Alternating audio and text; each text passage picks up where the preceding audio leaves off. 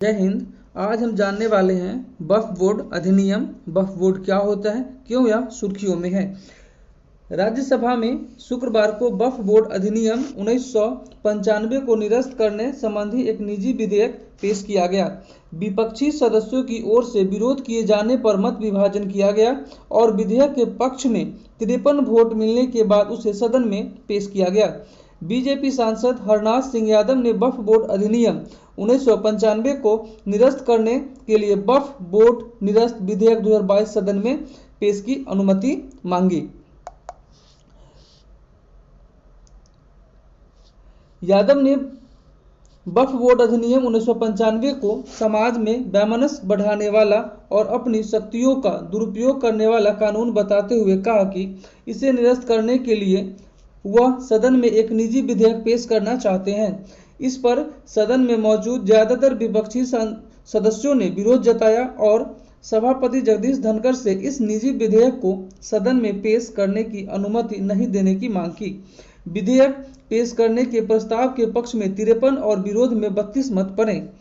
हरनाथ सिंह यादव ने कहा, यह वक्फ अधिनियम पूरी तरह से असंवैधानिक है।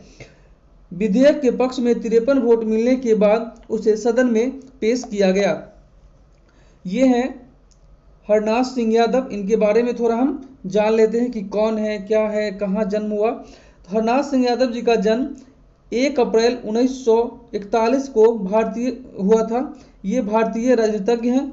वह निर्वाचित संसद सदस्य हैं जो भारत की संसद के ऊपरी सदन राज्यसभा में उत्तर प्रदेश का प्रतिनिधित्व करते हुए भारतीय जनता पार्टी का प्रतिनिधित्व करते हैं। वह मैनपुरी जिले के गोपालपुर गांव के रहने वाले हैं। हरनाथ सिंह यादव संसद सदस्य हैं राज्यसभा से। 3 अप्रैल 2018 को पदभार ग्रहण किया है उन्होंने। चुनाव क्षेत्र उनका उत्तर प्रदेश है। चलिए आगे जानते हैं। आगे है, आपकी जमीन पर दावा अगर कर दे वक्फ तो आप कोर्ट नहीं जा पाएंगे। वक्फ बोर्ड क्या है और कैसे 13 वर्षों में इसकी प्रॉपर्टी दुगुनी हो गई।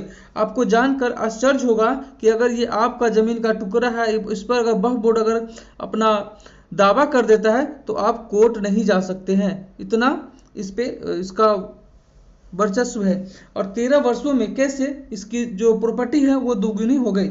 तमिलनाडु के एक हिंदू बहुल गांव की करीब 90% जमीन को वक्फ की संपत्ति घोषित कर दिया गया है, जिसमें 1500 साल पुराना एक मंदिर भी है। आप सोच सकते हैं कि ये 1500 साल पुराने मंदिर को भी अपनी संपत्ति बताते हैं। दुनिया में इस्लाम के आने से पहले के मंदिर पर भी वक्फ अपना दावा कर देता है। सिर्फ 13 वर्षों में दुगुनी से भी ज्यादा हो गई वक्फ बोर्ड की जमीन। वक्फ बोर्ड के पास भारतीय सेना और रेलवे के पास सबसे ज्यादा जमीन है। आपको जानकर आश्चर्य होगा कि जितना भारतीय सेना के पास जमीन है और रेलवे के पास जमीन है, तो भारतीय सेना के पास सबसे ज्यादा है, उसके पास 2 नंबर पर रेलवे है और 3 नंबर पे जो आता है वो वक्फ आता है। इसके पास भारत में सबसे ज्यादा जमीन है।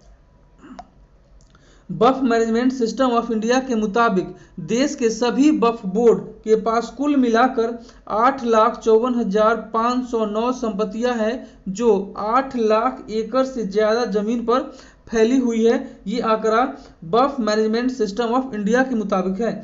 सेना के पास करीब 18 लाख एकड़ जमीन पर संपत्तियां हैं। कहीं फैक्ट्री लगाना पड़ता है या बहुत सारा ट्रेनिंग सेंटर खोलने पड़ते हैं। रेलवे की चल अचल संपत्तियां करीब 12 लाख एकड़ में फैली है। कहीं का रेलवे स्टेशन होता है, प्लेटफॉर्म होते हैं, पटरियां बिछानी पड़ती है, बहुत सारे कारखाने लगाने पड़ते हैं। लेकिन वक्फ के पास अगर माना जाए तो 8 लाख एकड़ से ज्यादा जमीन इनके पास है। साल 2009 में वक्फ बोर्ड की संपत्तियां 4 लाख एकड़ जमीन पर फैली थी, लेकिन उसके बाद सीधे कितना हो गया, डबल हो गया, 8 लाख एकड़ जमीन पर हो गई। बीते 13 वर्षों में वक्फ बोर्ड की संपत्तियां दोगुनी से भी ज्यादा हो गई। जमीन का विस्तार तो नहीं होता, फिर वक्फ बोर्ड के हिस्से जमीन का इतना बड़ा हिस्सा कैसे हो जाता है, जमीन का इतना कैसे बढ़ जाता है। वक्फ बोर्ड का जितना जमीन है, जमीन तो उतना ही रहता है, लेकिन वक्फ का जमीन पहले था, आप देख सकते हैं कि 4 लाख एकड़ पे था, वो बढ़ के कितना हो गया, 8 लाख एकड़ हो गया, सीधे डबल हो गया। इतना ज्यादा कैसे हो गया। आगे देखते हैं। आगे है वक्फ बोर्ड की जमीन का रकबा कैसे बढ़ रहा है? वक्फ बोर्ड की जमीन का रकबा दरअसल में क्या है कि दरअसल वक्फ बोर्ड देश भर में जहां भी कब्रिस्तान की घेराबंदी करवाता है उसके आसपास की जमीन को भी अपनी संपत्ति करार दे देता है। अवैध मजारों, नई नई मस्जिदों की भी बाढ़ सी आ रही है। इन मजारों और आसपास की जमीनों पर वक्फ बोर्ड का कब्जा हो जाता है। अब वक्फ वाले क्या करते हैं कि यहाँ पे कोई मान लेते हैं कब्रिस्तान है, इसके आसपास के जो जमीन है उन पे भी ये क्या कर लेते हैं, कब्जा कर लेते हैं, अपना दावा कर लेते हैं और अपनी संपत्ति को ये अपने मिला लेते हैं और बढ़ाते हैं। 1995 का वक्फ एक्ट कहता है कि अगर वक्फ बोर्ड को लगता है कि कोई जमीन वक्फ की संपत्ति है तो यह साबित करने की जिम्मेदारी उसकी नहीं बल्कि जमीन के असली मालिक की होती है कि वो बताए कि कैसी उनकी जमीन वक्फ की नहीं है। अगर वक्फ बोर्ड को सिर्फ लगता है कि कोई संपत्ति वक्फ की है तो उससे कोई दस्तावेज या सबूत पेश नहीं करना है। सारे कागज और सबूत उसे देने हैं जो अब तक दावेदार रहा है।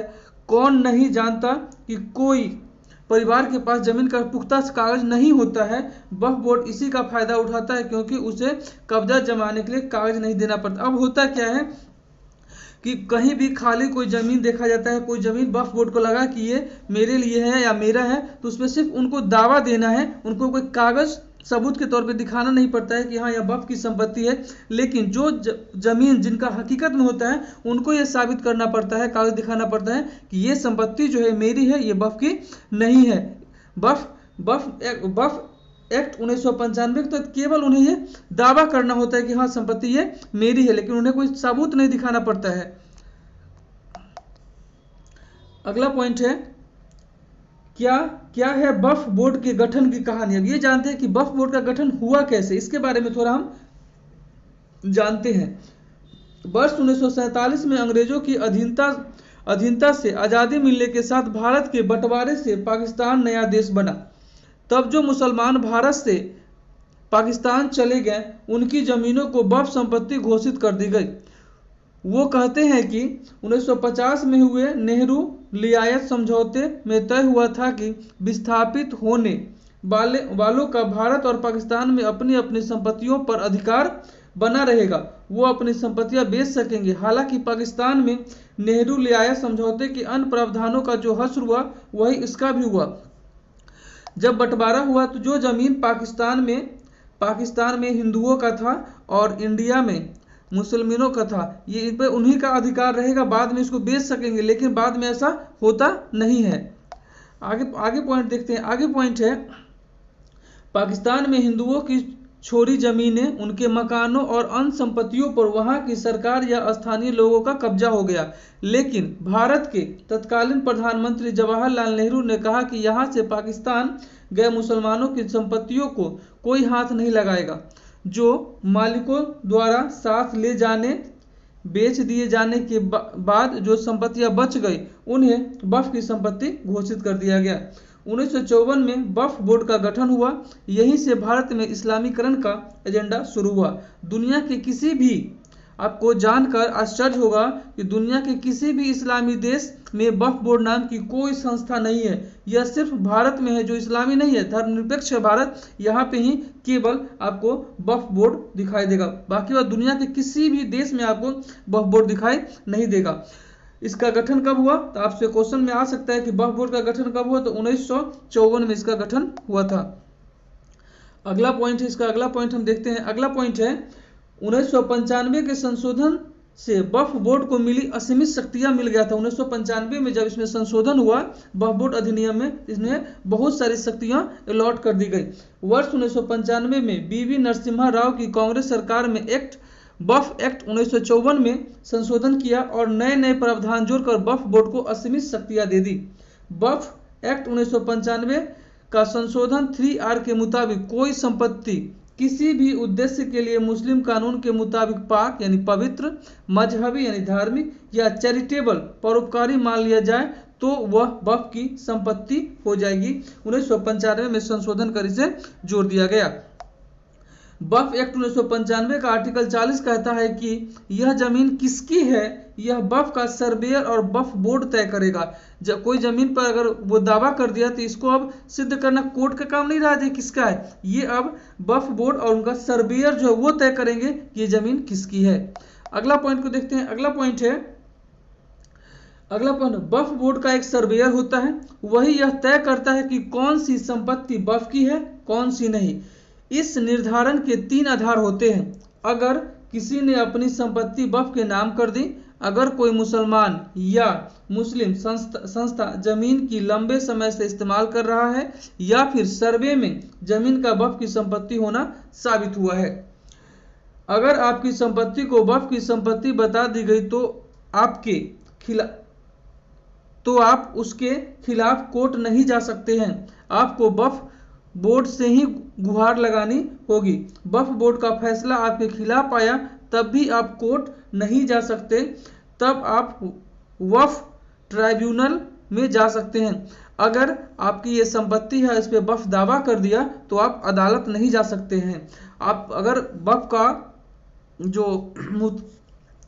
का जो फैसला आता है आपके खिलाफ में आ जाता है तब भी आप अदालत नहीं जा सकते। आप कहाँ जा सकते हैं, तब आप वक्फ का ट्राइब्यूनल होता है उसमें जा सकते हैं। अगला पॉइंट को देखते हैं। अगला पॉइंट है वक्फ एक्ट का सेक्शन 85 कहता है कि ट्राइब्यूनल के फैसले को हाई कोर्ट या सुप्रीम कोर्ट में भी चुनौती नहीं दी जा सकती है। देश में एक सेंट्रल वक्फ बोर्ड और 32 स्टेट वक्फ बोर्ड हैं। देश में एक सेंट्रल वक्फ बोर्ड और 32 स्टेट बोर्ड है। केंद्रीय अल्पसंख्यक कल्याण मंत्री सेंट्रल वक्फ बोर्ड का पदेन अध्यक्ष होता है। स्मृति ईरानी अल्पसंख्यक कल्याण मंत्री हैं, वो पारसी अल्पसंख्यक समुदाय से हैं। इस तरह सेंट्रल वक्फ बोर्ड का अध्यक्ष तो कभी कभार गैर मुस्लिम हो सकता है, लेकिन सारे सदस्य मुस्लिम ही होते हैं। यह कानून में सुनिश्चित किया गया।